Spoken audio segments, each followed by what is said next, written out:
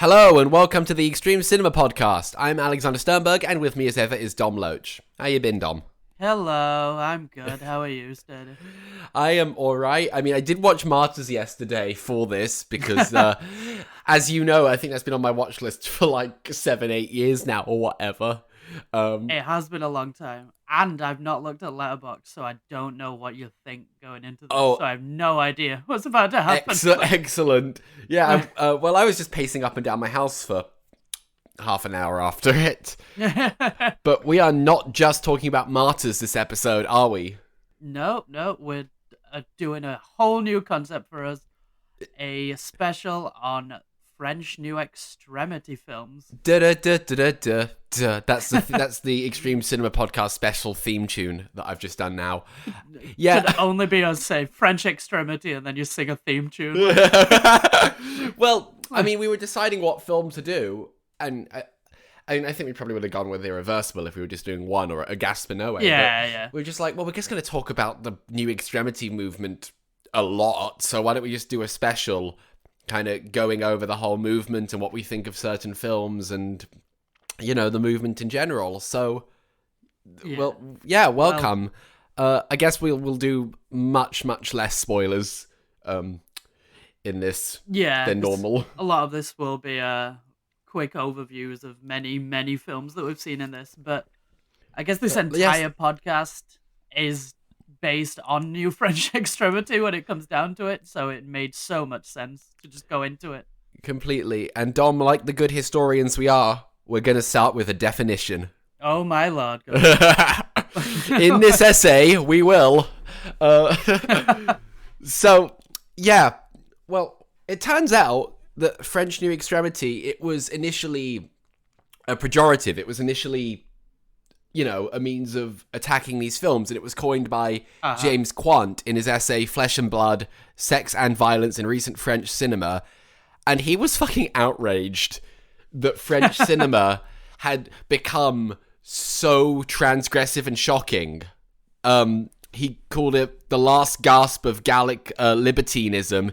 He compared it to right-wing anarchism in the 50s, which is nothing to do with, like, actual real anarchism. And he said these films were just sort of shock tactics.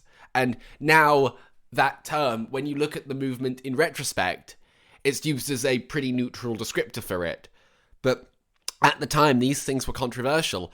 And Quant, who seems to be of the school of thought that the only good director to ever exist was Robert Bresson, which I think we can all agree is not entirely inaccurate, was just insulted that French national cinema had become so full of this, and his paper's rubbish. Oh, I've not actually read the paper. Is it just terrible? I mean, it's a very, very well-written essay, but, I mean, history has proven him just entirely wrong. Completely wrong, yeah. And there are defenders as well. A lot of people who realized what the movement was doing, which was to kind of juxtapose, oftentimes, but not always, as I want to talk about, because there are very, you know, these films are really diverse, and it's a very, very loose movement. But they were trying to juxtapose the kind of, a lot of French New Wave aesthetic, a lot of kind of European festival circuit film aesthetic with a lot of American exploitation and body horror, and trying to fuse these together in sort of a very postmodern, there is no high art, there is no low art, you know, we're doing whatever we want to do, which is really, I think, when it comes down to it, because some of these films aren't great, but this is what I like about the movement. It's a very hard movement to define a lot of the time, where you just know when you're seeing one of them, obviously with like it was made in France. Well, you say people keep putting Man Bites Dog on these lists. That's a film from Belgium. Well, yeah, exactly. Yeah. It's like New French Extremity, film from Belgium. So it's like it's such a hard thing to, and it's when you read lists about it and everything, so many of these films are wildly different. Some of them are just absolute shock horror, horrible things, and some of them are absolute works of art. Yep. And it's so weird, a movement. But I think it's, if we compare it to the French New Wave, La Nouvelle Vague, those were a lot of directors who knew each other personally and were Yeah. trying to do very similar things in terms of breaking up the hegemony of like classic French film style. And they also came, which is what made that movement controversial. Anything in France that is influenced by America seems incredibly controversial because they were also influenced by like American 50s films. Godard was a big Howard Hawks fan, for example. Yeah. So you have that, and then this is much looser because there seems to be there are more than two types, and these things, they're not just horror films. They're trying to, I said, break down the barriers between sort of horror, exploitation, and kind of European art house cinema. But there's also, in some cases we'll get into, they also try to break down pornography and European art house cinema as well. But there seems to be, I think, on the horror front more than the kind of sexualized romance front, I think there are two kind of categories, which are, and some fit in between, it's not a binary system. There are some films like your kind of your Gaspa Noé, your Martyrs, your Trouble Every Days, which are going, these are not going for the popcorn thrills. They're trying to be fucking shocking. They're trying to like absolutely shake you. They are not meant to be, maybe not Trouble Every Day, but certainly Irreversible. I mean, they're not meant to be enjoyable in the traditional sense. But then you've got films like Switchblade Romance, which, if you're American, it's called High Tension. High Tension, yeah. And I watched a film recently for this called Livid, which I think is just about after the French New Extremities, but they're going for like popcorn thrills. They're really fucking gory films. They are like a push up from your kind of standard slasher, but they're going for, a lot of teenage audiences, I feel. Livid, I want to make the comparison in that to The Descent, in that The Descent was just a really, really good British horror film, and this is just a really good French horror film. There wasn't much sort of to say about it in that they constructed a very good horror film. I've not actually seen Livid, but it's a rare-ass Blu-ray, let me tell you. Someone didn't know what they were selling me on eBay. Oh my lord, a lot of these films are really hard to get a hold of as well if it's not Noé. Basically, I think as well it would be good to do a timeline just before we get into these, because Carne, which is Noé's short film, is considered the first New Extremity film in 91. However, arguably, and I think this is what I would take to, I Stand Alone, which was his first feature, which is 98, because there isn't really much in between that. No. Would be the first New Extremity film. And then some people think the movement's still going and count Julia Ducournau in it, which I think we'll talk about her at the end because she's very influenced by it. But I want to put the end of the movement in 2008. I think Enter the Void and Martyrs mark the end of the movement. Especially Enter the Void is when you see a less orthodox New Extremity film, and then Gaspa Noé went on to Love after that. It's I think that's the end of it, and that film's very different. Do you not think Climax comes back round to it, or do you think that's something completely different again? Oh no, well, it's definitely a New Extremity film, but I think he's like harkening back to that time intentionally. Yeah. Because so it's him harkening back, yeah. I wouldn't count. I mean, I've seen people call High Life, because it is Claire Denis, but it is English language. I just, the movement, I can't see it being like, oh, and it's continuing. Anytime someone makes a French film, or is a French director, I guess, and makes a film that's a bit shocking, I don't think it makes sense to call it a French New Extremity film. Whereas in this 10-year period, there were just so many French films that were on the film festival circuit that were really transgressive. And it is a loose movement. It wasn't like they all sat in a room and said, let's do this. And Quant is not wrong for pointing this out. I don't think he's right about calling it out. But to me, that's what that movement was. It was 98 to about 2008. And, directors like Noé, like Denis, Alexander Aja, Ozan, Catherine Brillet. Also, I'm so sorry if I'm going to pronounce anyone's name wrong in this episode. They were just doing these very transgressive films all at once, and they turned out to be some of the most notable new and newish directors at the time. Okay, so I guess now we're gonna get into some of our favorite films and films we want to talk about, and I think we'll start with Gaspar Noé and what is my favorite from him and my favorite film from this movement, and it's also probably the most horrific, unfortunately, is Irreversible. The best place to start of, of all of this. Like, I mean, I could talk Because the about film, Irreversible all fucking day, probably. Like, it's a work of genius. oh yeah, And I think because it starts out, yeah. I think I was just agreeing with you that I also think it's a work of genius. I the way it starts out, with the spinning and the it's the sound like vroom, vroom, Yeah, vroom, that keeps going. I honestly, when I first watched it, and then I had a DVD copy back then of it, which was really low quality even for a DVD, and I just thought I have to turn this film off. It's making me feel sick, legitimately, and I'm so glad I didn't.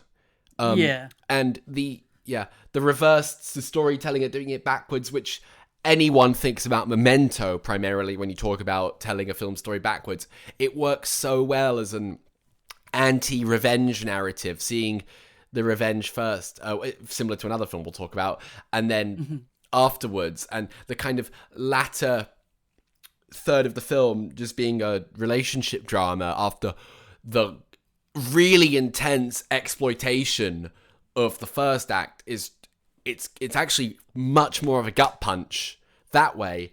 And Noe recently recut it in order, and on the Blu-ray is the straight cut of it, and I could never imagine watching that in a life. I don't even see that as like an interesting experiment. I see that as no, probably ruining the film.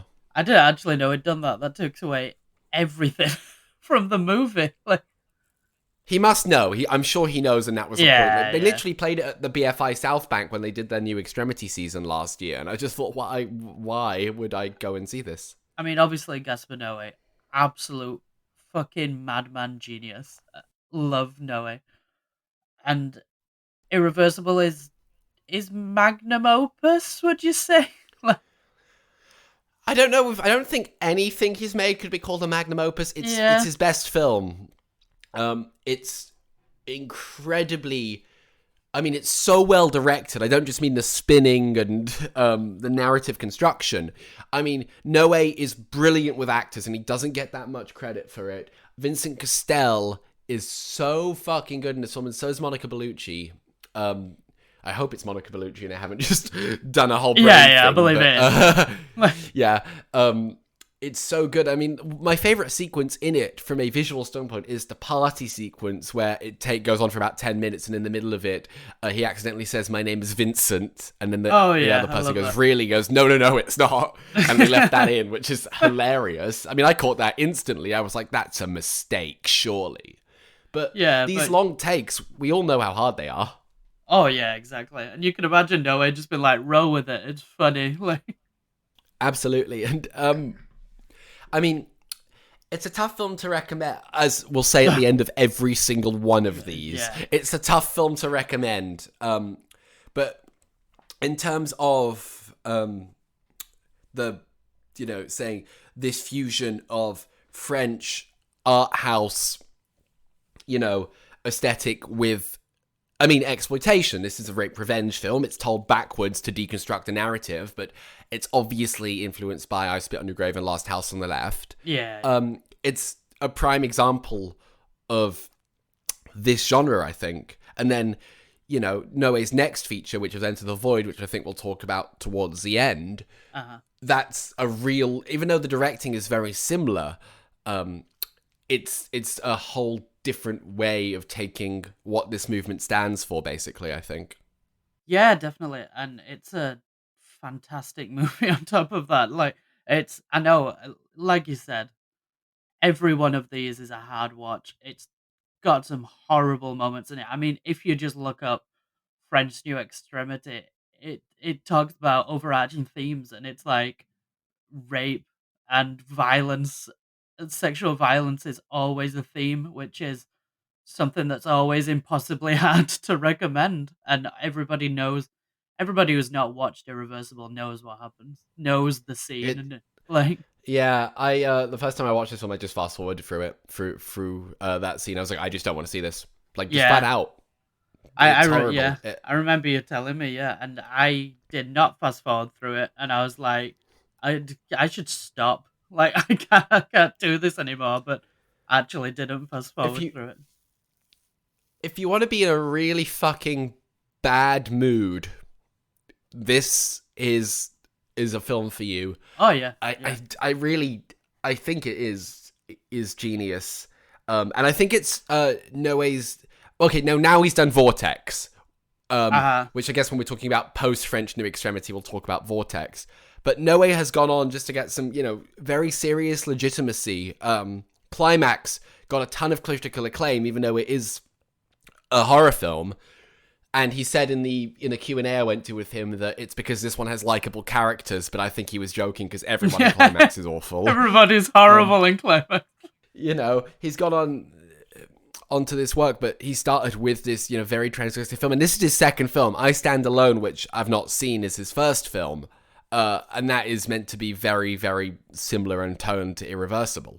Yeah, it even starts or ends. I forget Yep. where it starts with the guy from I Stand Alone, Irreversible.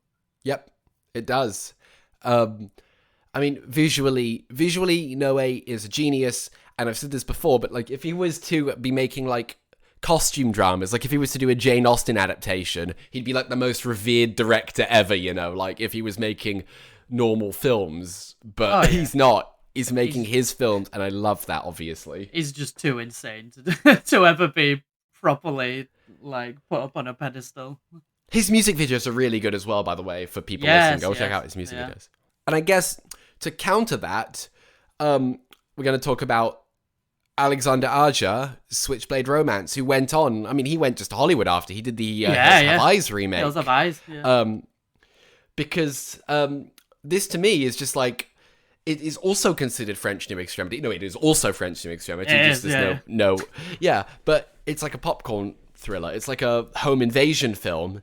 It's just very gory. Roger Ebert famously said it has a plot hole big enough to drive a large truck through it. Yeah. Which is entirely true.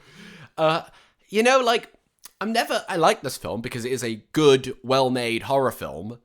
As French New Extremities, it is a cut above an American horror film of a similar ilk. But I always just found this like, yeah, cool, it's a home invasion film. There's obviously kind of the LGBT reading of it, because the two main characters are gay, and you can interpret the twist in a number of ways. Yeah. But I don't think that's really enough to say, oh, it's actually a really smart film. I just think it's a pretty solid horror film. Yeah, and I think it, like we were saying, harkens back to what I was saying at the beginning, where this and Irreversible are counted as the same genre under the same umbrella of French New Extremity is insane to think about. Yeah. Because it really is. The guy that did the Hills Have Eyes remake. Like, it's so, like... But it is true that these directors were just... These two films are fairly shocking, and they did come out at roughly a similar time. Yeah. So, I mean, if it was just these two films, no one would link them at all, but because we got a bunch more to go through, Yeah, I get it.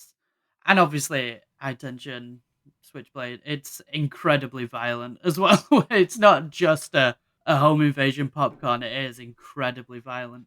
So it does have that going for it, I guess. It's very silly. Like, yeah. I was really not, because I watched it as a New Extremity film, I was just not expecting it.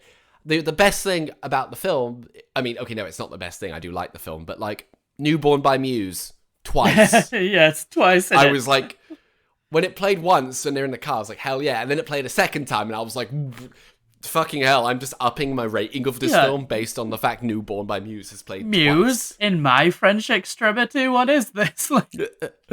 Muse were weirdly popular in France. Well, not weirdly, they're excellent, and I can see why they're popular in France, but French caught on to them early. Yeah, they did, yeah. They love Muse. And going from that, I really want to hear you talk about Martyrs now then. I really want to hear you talk about it. I think I want to do Martyrs at the end, if that's okay, because I have wrapping up points to make about it. Oh dear, fair enough. What have you got next then? Next up, just to reinforce how different the next one is, it's Claire Denis' Trouble Every Day. And a couple of points I want to make on this film on the first. First of all is that Quant, in his essay, is really angry at Denis for making this film because he's like, she's a talented director and did Viewer Traville. And I don't know if that's because Claire Denis is a woman. I actually kind of assume so, frankly. That is unintentionally probably why he's mad at Claire Denis for daring to make a horror film. But this one kind of did disappoint me when I saw it. There's another. I've been thinking a lot recently about the way film has changed in terms of the general film culture since I started getting into film sort of 12-ish years ago. And 12-ish years ago, Trouble Every Day was by a mile Denis' most known film. Now Bureau Traville has had like a massive resurgence online, so now it would 100% be that. I mean, that's in the Sight and Sound top 100 now, for God's sakes. But back then, Trouble Every Day was a very infamous film. Vincent Gallo, crazy man, very good actor, very good in this. But I really did find this film kind of empty. I mean, I love the whole vampire stuff in it, but I don't really find there to be much to this film. I was incredibly disappointed by it. Oh, and really? I have notes in front of me, but even just thinking about it, I'm like, I would not remember much about this film. I was really hyped to watch it, and I do think it's really well made, but it's a artsy French vampire film. Some people adore this film, so there are going to be people listening being like, what the hell is he on about?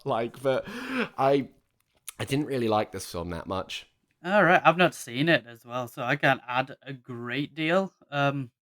Is it just kind of artsy French stuff and not a great deal to it? Is that what you were the main point Um, around it?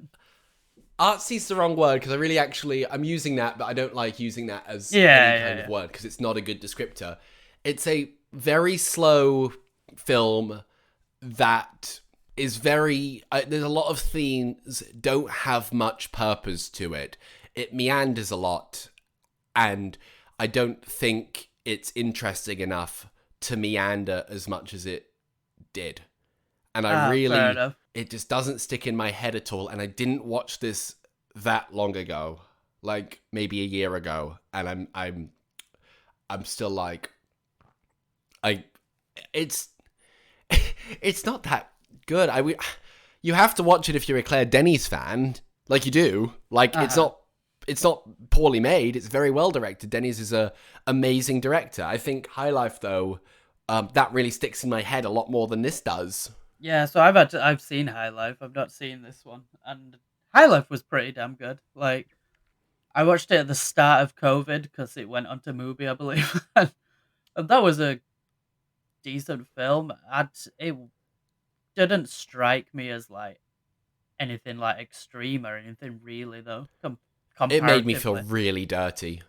yeah, it's that kind of High movie, Life. isn't it? Yeah, where you don't in your initial thought, it doesn't come out as like a French extreme movie or extreme in any way, really, but it makes you feel a bit weird and a bit dirty, like a lot of these movies do.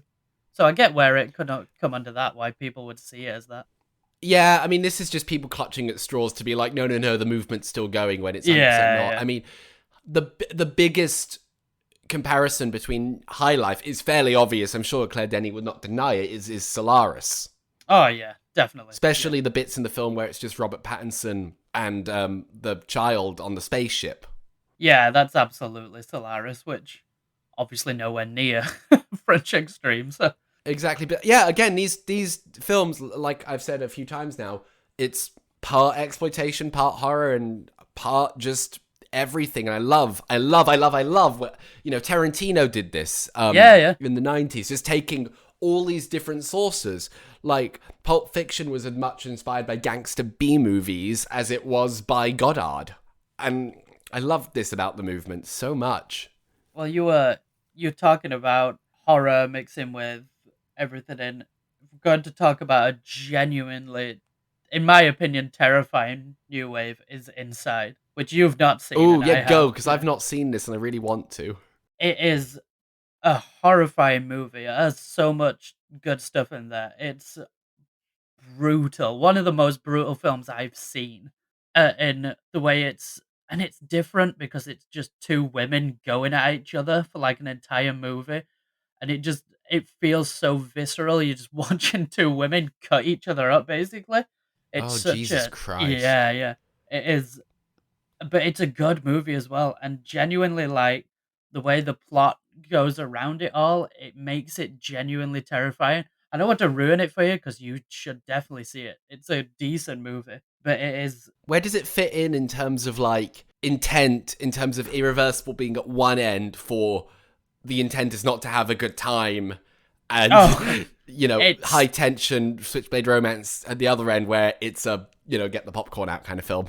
it's up there with Irreversible. Like, Oh my yeah, god. it does not want you to have a good time at all. I mean, it's. I guess you were talking about with high tension, like inside, is also a home invasion film. So it's literally the opposite end of home invasion films, though. Like, I'd say influenced by Straw Dogs, maybe almost. Like, it's Oh up my there with god. like, yeah, but obviously not the no like sexual violence or anything, and inside just full on brutal violence instead. It's very up there. Well, that's really interesting because I watched Livid from the same directors, Alexander Ah, yes, Vashilo yeah, and yeah. Julian Murray. And like I said before, I was just like, this is just a solid French horror film. It's also a home invasion film. And it's really well paced. It's the main woman's really good as an actor. Some of the acting in it is not good, but some of it, she's good. And I don't like, I think the top letterbox review of that film is like, I understood 60% of this film, which is true. Like, the vampire mythology is very poorly told, but like as a home invasion film, because they break into this big mansion and then it turns out it's owned by a vampire and antics ensue, a reverse home invasion film almost, that they're now the ones being hunted.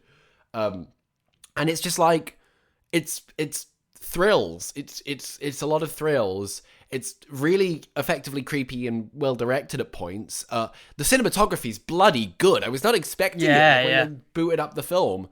And I saw the first shot. I was like, oh, I was not expecting this to be as well shot as it is. There's really cool thing with the eyes as a recurring motif. I don't want to give it away, but the main character has it's heterochromia. Am I correct? Yeah, when it's When you two, have yeah, two different eyes. Yeah. and they use that really intelligently as like a motif through the film. I definitely recommend this. This is down the switchblade romance end of the scale, and I think if you're just a general horror fan, I think you'll just have a good time if you watch it. You're just going to have a fun time watching the film. I don't know if there's much substance to chew on in it. It's no big metaphor. It's all deconstruction of film, but I enjoy it. But yeah, it's 2010, and I kind of, as part of considering the film over, these are the people who did Inside, and now they've taken the gore from the genre, but they have just used it to make a good French horror film. I don't know how well this did outside of France. It was a very hard Blu-ray to get a hold of, but, I can imagine. Yeah. I loved it. Good film. I liked it. Yeah, there's also a PSA when it comes to Inside. There is a terrible remake the year after that nobody should watch. Just if anybody goes after. Yeah, the year after. If anybody goes looking for it, watch the 2007 one. Don't watch the American remake of Martyrs. I've not seen it, but it's got like a 20% on Rotten Tomatoes or something. And also, why on earth would you ever do that? Why would you remake Martyrs? Like, what? I mean, some of these films, you just can't imagine them remaking in America. Like, I don't... I just don't see... I mean, not that they didn't try to. Oh, yeah, they retried it with a lot of the French Extreme for some reason. Like, it's very... very weird. I mean, you said the influence did come a lot from America, but they just gave it to shitty, low-budget American directors and went, remake this. Like, Well, I guess we're going to go on to one of the most controversial of the movement, because this one's generally hated, but I love it. Or I really like it, actually. It's very flawed, which is Baiser Moi, which is... a rape revenge film with no revenge, and not much happens. It's 70 minutes. It's shot on like a digital video. It's fucking punk rock cinema. Whether or not you think it's feminist, it was very much intended by its two female directors as feminist. I think that, you know, that's up for the viewers to decide. This film, we talk about breaking the boundaries between horror and sort of French national cinema in a more dramatic sense. This broke the boundaries between this and pornography. In Toronto, no, not in Toronto, I believe, Ontario, sorry. Ontario, yeah. They refused to release it because it's too pornographic, and then they said, okay, we'll release it as porn, and they said, no, you can't, it's too violent to be porn. I think this is a fucking great film. I love the absolutely terrible cinematography. It's so good. I think the two lead women are great, and it's basically two women having sex and killing people for the entire film. It is punk as all fuck. It looks great. It's really enjoyable.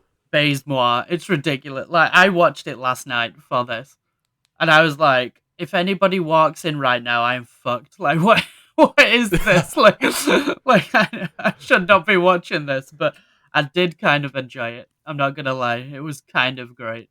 Yeah, someone else. Yeah. Well, yeah, because I logged it on Letterboxd. I was like, this is like a 2.3. Like, it's... Everybody hates it. But, I mean, I give it a 6 out of 10. I didn't love it, but I thought it was quite good. I'd give it a 7, but it's one of those ones where I'm like, you can't really give it more than a 7 because it is so poorly made. Yeah, it's incredibly which I kind of like about it. It adds a charm, but it's so good. Like, I really want to watch it again at some point. You know what the best shot in the film is, which I always think about? It's like, possibly one of my favorite shots of all time. Which one? It's when it's of the sea. It's towards the end, and it looks like a kind of Windows 95 screensaver because it's so pixelated. Yeah, and, the camera's terrible. It's weird, like vaporware stuff almost in a weird pornographic movie. It's so odd. It's such an odd experience. To give it like the depth, it's the use of actual real sex in it does make it so much more unnerving to what it would be otherwise. Yeah, I mean, it is the thing that was kind of a big thing in French New Extremity as well, was the unsimulated sex. It was just real. So it definitely adds something to it that's you don't get in other movies, where you can always just tell in other movies. You're like, oh, whatever. It doesn't add much. This, it's like, it adds such an unnerving quality. And the film is very unnerving. Like, it's badly made, and it's just weird experience at moments, but it is incredibly unnerving. Killer soundtrack, though. Oh, yeah. Fantastic soundtrack as well, yeah. I gotta say, like, to people listening, this is probably in the middle between popcorn and have a terrible time at the cinema. I think if what we're saying sounds interesting to you and you're like, ooh, a lot of these French New Extremity films these sound good, I would recommend. It is generally not liked. I mean, really hated by critics. There's an episode of Kermode and Mayo's show back when they were on the BBC when they're reading out correspondence for the worst film ever, and someone says Baise-moi. Kermode, to his defense, is like, no, it's not. But this was hated by critics. It was not exactly liked by people. It did get released in the UK, cut, but it got released, but it did not get released in like many places, not out of censorship, just out of it didn't get released. Yeah, it just did not get released. It's not a incredibly well-known film a lot of the time. I've never heard other people speak about it, really. It's one of my weird ones. I'm just like, guys, Baise-moi, and they're like, what? Everyone's like, what the hell are you talking about? Don't go screaming that in France, by the way. Like, not be good. Yeah, most certainly don't. I was about to say I'll watch it tonight, but I think I'm going to go see Godland tonight if I can make the showing of that. Nice. You're making me really want to rewatch this. Yeah. I mean, it's definitely a film people should see, like, to create an opinion that they have. Like, if you like punk, if you like kind of punk cinema, yeah.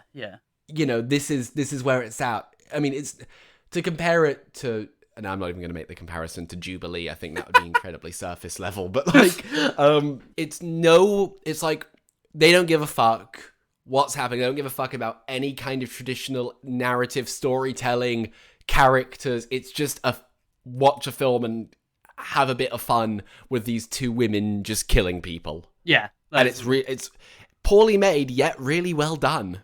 Yeah. It's such an odd film. Such an odd film. So we've got Martyrs and we've got Enter the Void. Is there anything you want to talk about before we talk about those two? No, let's go into it. Okie doke. So yeah, like I said, we're in 2008 now, and I think these films very much mark the end. And Martyrs not only marked the end of French New Extremity by really, really, really making a film about characters in a film kind of, suffering for no reason whatsoever. But more importantly, I think it was the end of the torture porn craze of the 2000s. Like, this was not only you can't get much worse than this, but like, this is fucked up. We need to not do it. So yeah, you wanted to know what I thought of Martyrs? Yes. I really liked it, and it fucked me up so good. And there was definitely a point at the start of the third act when I was like, am I gonna make it through this film? Like, I really found that so troubling when the third act begins. And I'm glad I made it through the end, because the ending is outstanding. Oh, one of my favorite movie endings of all time, honestly. Like, it's incredible. It's really nihilistic, but I hate when people use nihilistic as synonymous with the film's about nothing. Because this is nihilistic, but it's nihilistic intentionally so. And I love the narrative unfolding that, similar to Irreversible, but Irreversible is literally told backwards. This starts out with the revenge. Yeah. And the revenge is shocking. And by the end of the film, everything you saw in the first act, it's irrelevant at this point, Yeah, completely and utterly. And it's a horrifying movie. It cannot be understated how horrifying Martyrs is. It is horrible. Like, nobody watched this. I'm serious. And like Martyrs, really well directed film, and he is very intentionally taking all the catharsis out of the violence. It's really bleak. The two lead actors are phenomenal. Their whole dynamic during the first half of the film is amazing. And then you have the kind of subtext of the first half of survivor's guilt, which I think is very well done in a horror movie setting.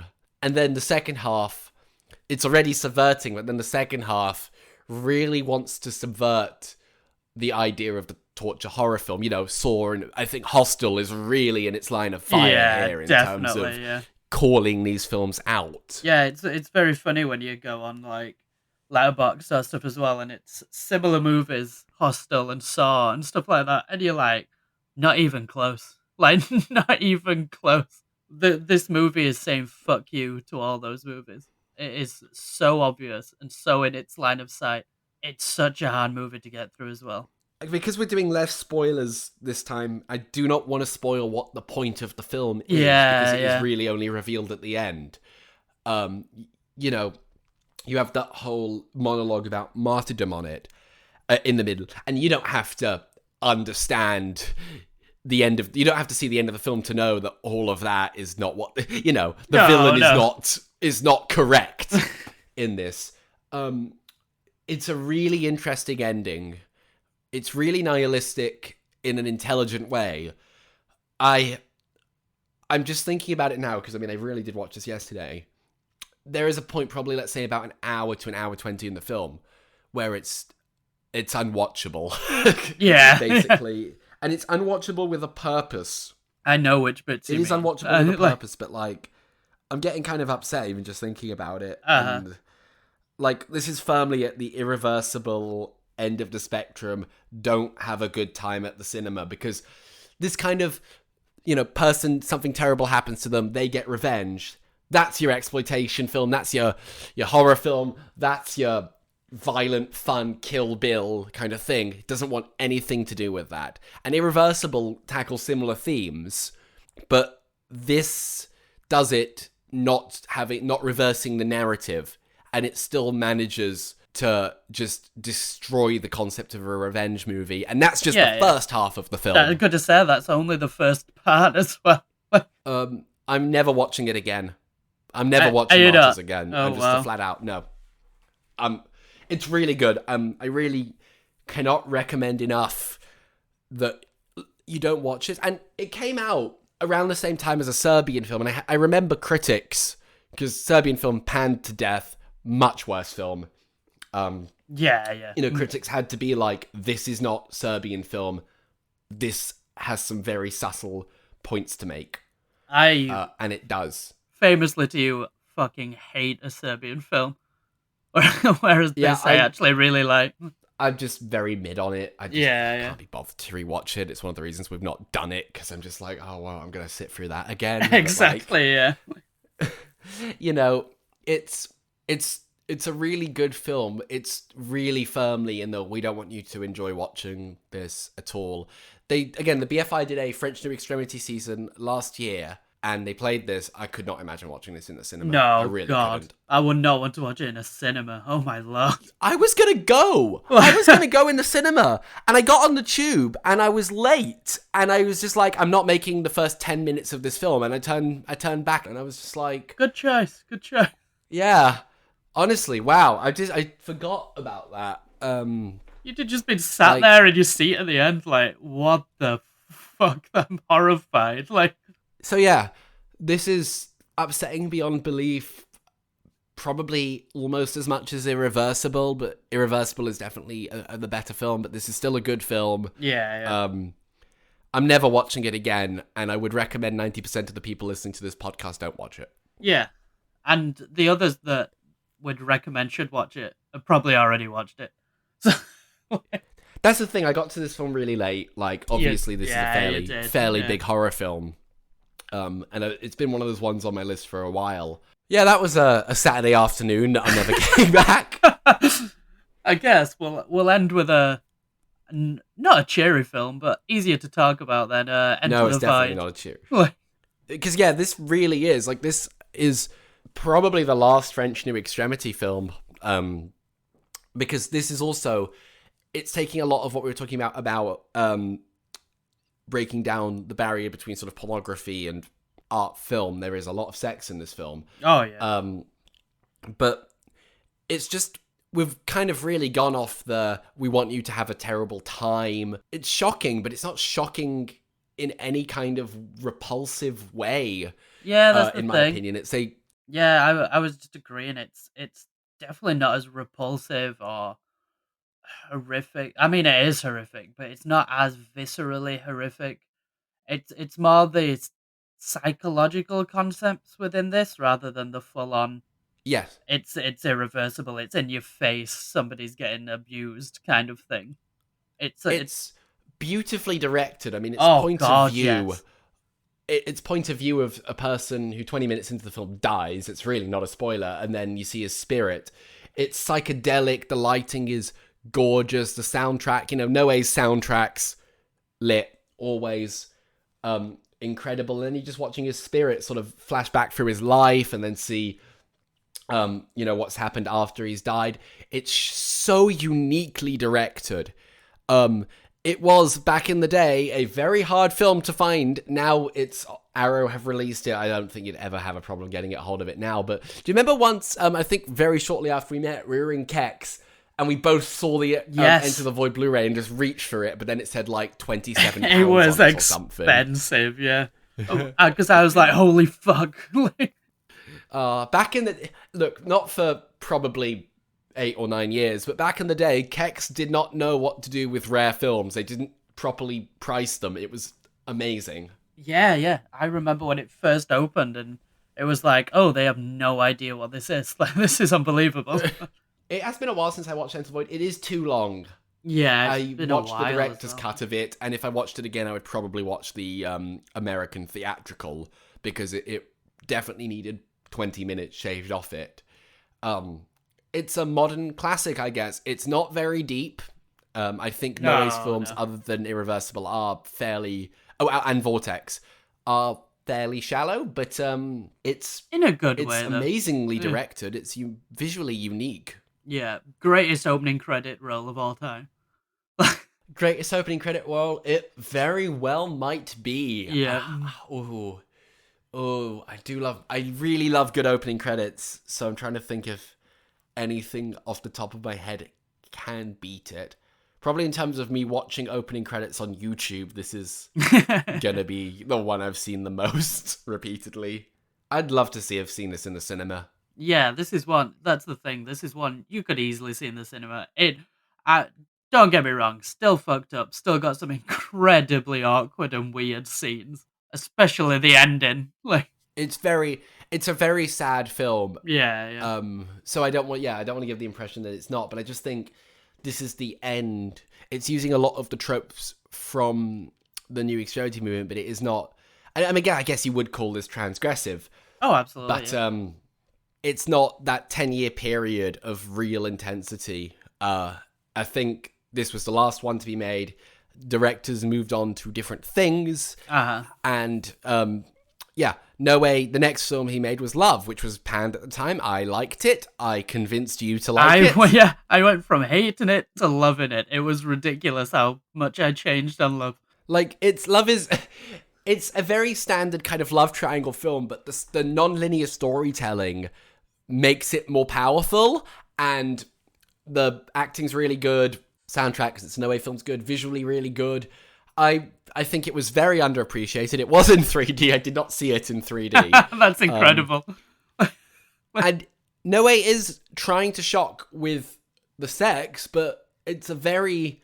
If you're not offended by sex, which no sane adult really should be, there ain't anything in this to get angry about. It's a very good underappreciated romance drama. I enjoyed it. Yeah, I probably will watch it again at some point. It's a No Way film, and all the sex is consensual. It's I think he loved that. And then Climax, which was a return to his roots, and that's a really good film. Great dancing. Love Climax. That's horrendous, but it does lean more on the popcorn sensibility a little bit. Yeah. And just fantastic choreography as well. And then he did Vortex recently, which is just a family drama about dealing with dementia and aging parents. Which I've still not seen. Dario Argento is in it. Oh, it's really good. The whole film is in split screen, and not every single second of the film utilizes the split screen to do something interesting. However, it does it enough. Yeah. And the acting is phenomenal. It's really realistic. I really highly recommend it to all. It's upsetting. And I don't like, people have been like, this is nothing like No Way's other films, which I don't agree with, but it's very different on a surface level, on its subject matter. It's not exploitative at all. It's not going for any of that. It was billed kind of as his version of Amour. It's not as good as Amour, but like it's a really good film. Might be on my best films of the year video, which is currently in production on my YouTube channel, youtube.com/AlexanderSternberg-reviews. But yeah, we see where these directors have gone. I mean, Alexander Aja went to Hollywood. Hills Have Eyes remake, did Mirrors, which I think had Kiefer Sutherland in it. Yeah, did you? People who did Baze Moir have done like nothing else. I think they have like a documentary or something. Martyrs. He was going to remake Hellraiser at one point. He was. The dude who did Martyrs. That's gone now. It went to... Who's the one who did it in the end? Oh, Lord, I don't remember. who made a film in VHS. Oh, my God. Hellraiser 22. I'm gonna be so annoyed at myself. David Bruckner. I'm so annoyed at myself. These directors, okay, some of them have faded. Some of them, Noé, Denis, have become very celebrated. Someone like Catherine Breillat has become very, very cult. Like, I don't know if you'd call her celebrated at all. I've not seen any of her films, which is why we've not talked about them. Quant's been completely disproven. It's looked on very fondly now, especially as the kind of 20-year-old emerging film critics of the time have now grown into their 40s and possibly 50s. And, really flying the torch for some of these very shocking films at the time. And de Cornau is really carrying the torch. I mean, again, as I have been repeatedly saying, the movement is dead. Stop pretending Raw and Titan are French New Extremity films, but they're heavily inspired by them. They utilize a lot of the aesthetics of it, and these are fucking genius films. I mean, god damn, they would be the best of the movement if they were a part of the movement. Raw, I mean, my de lord. Cornau is a genius director.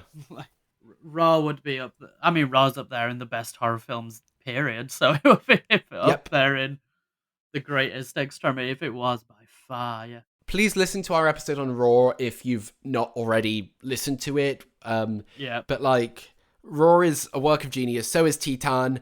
Honest to God, right? If Julia de Cornau keeps this up, she'll be one of my all-time favorite filmmakers. I mean, I can't even begin how genius it is. And as much as I love No Way and like a lot of the Claire Denis stuff that I've seen, and talking about how visceral a lot of these films are, Raw and Titan are actually on another level in quality-wise, I think, in terms of intelligent horror. And especially with Raw, she's really fusing not just, you know, French national kind of art house cinema with American horror films, which both of them are. I mean, Cronenberg looms large over both those films, but they are entertaining. They are not slow-paced. They are really a film that can be watched by everyone. Like, I took a friend to see Raw because it's the only film I've seen twice in the cinema on release, and he's not like a big film fan, and he was like, "Wow, I've never been so like engaged in a movie." Yeah. So like that's kind of like the top praise I can give a film, when I can take someone who is not into film and they're just like, I was glued to the screen the entire time. And it's a perfect final point to make on French Extremity. These are the films that are now being made that are influenced by it and have gone further. And that's where the line kind of ends. I would say so. I mean, it's not that there aren't like underground directors in the really scuzzy underground horror film scene that's, you know, probably can make something more shocking. But these were intelligent people. You know, I'm not saying every film is deep, because I have said repeatedly a lot of them aren't. A lot of them aren't. But these were intelligent people who knew what they wanted to make, and they made them exactly how they wanted, and they were transgressive but had ideas. They were, a lot of these films are very well made, some aren't. So yeah, I can't sum it up actually. I'm trying now, because as we said at the start and said repeatedly, it's a very loose movement. It's impossible. You cannot sum it up in a succinct way. And that is the most succinct I could get with it. I just, the fact that I have to be like, they were directors and they made the movies they wanted to make. Yeah. That's my summation. If you want to feel terrible, go watch Irreversible. Yeah. Go watch Gaspa Noé's films if you think you'd be into it. I mean, I know people who consider him the worst director ever, so these films aren't, like, without their controversy still. God, obviously, no. I highly recommend that. Highly recommend, obviously, Raw, which is, as we said, it's not. Just, if any of what we've talked about sounds good to you, do it. And we've just scratched the surface of these. We have just gone for the ones we wanted to talk about and that we've seen. There's so much in there, and we've only barely talked about a lot of these as well. Any more final thoughts? No, I think I got them all in there, to be honest. I have one, actually. Oh, go for it. I have one. Let's end on this thing for our essay on French New Extremities. Dom, was this even a movement? Oh, wow. Was it? Yes! But that's such a going from this movement's impossible to define to was this even a movement? So maybe not.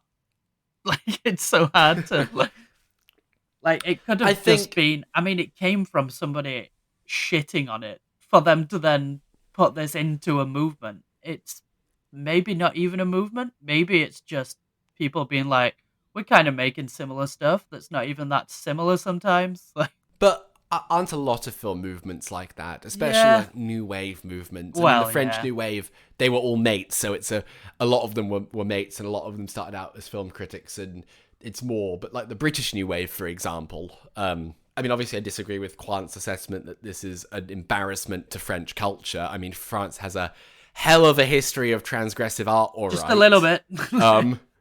But he was correct to point out that a bunch of French directors were making very transgressive films all at once. And I think when you're looking at it in retrospect, you can connect this into, certainly you can point out the similarities. And I guess that is a movement in its own way. But like we said a billion times, these films are wildly different. Yeah, I guess it's a movement because people thought it was a movement. That's all you can really say. There are essays on it. They screen these as seasons in cinemas. People talk about it as a movement. So I guess it is, because reality does not exist. And what a way to end. So thanks for listening. Thanks for listening to the first half of season 2 of the Extreme Cinema Podcast. We will be back for the second half of the season. I would hold your breath for it until we will not, the end of the year. I promise we will not take a year. That's all I can promise. Yeah, hopefully. No, it won't be a year away. But thank you so much for listening. The support we've gotten from people and as much love as we get from this. This is what inspired us to do season 2, really. Massively. It was me and you talking again, been like, remember when as Ricky O got like 1,000 views and stuff like that? 1,000? It's on way more than that at this point. Oh yeah, it's quite a few more now, yeah. But hearing people I don't bloody know being aware of the podcast, we're out there. It's awesome. It's really amazing. We charted for a bit, for God's sake. I know. I'm literally sat on my floor with a shitty mic and people are listening to us. It's ridiculous. So thank you all for listening. We'll be back. The first film we are doing for season 2, part 2, will be Alejandro Jodorowsky's El Topo. And then we'll do another mental one, possibly 2 mental ones. We're still going to work on that. But this has been an absolute pleasure. Thanks for listening. I hope this first special went really well and that we can break up the format a bit more. So, everyone, take care and we'll see you later this year. Yes, thank you for listening. You've been listening to the Extreme Cinema Podcast with Alexander Sternberg and Dom Loach. If you enjoyed this podcast, please consider subscribing as it really helps us out. The original artwork for the podcast was done by George Arnold. The Extreme Cinema Podcast, available where all good podcasts are available.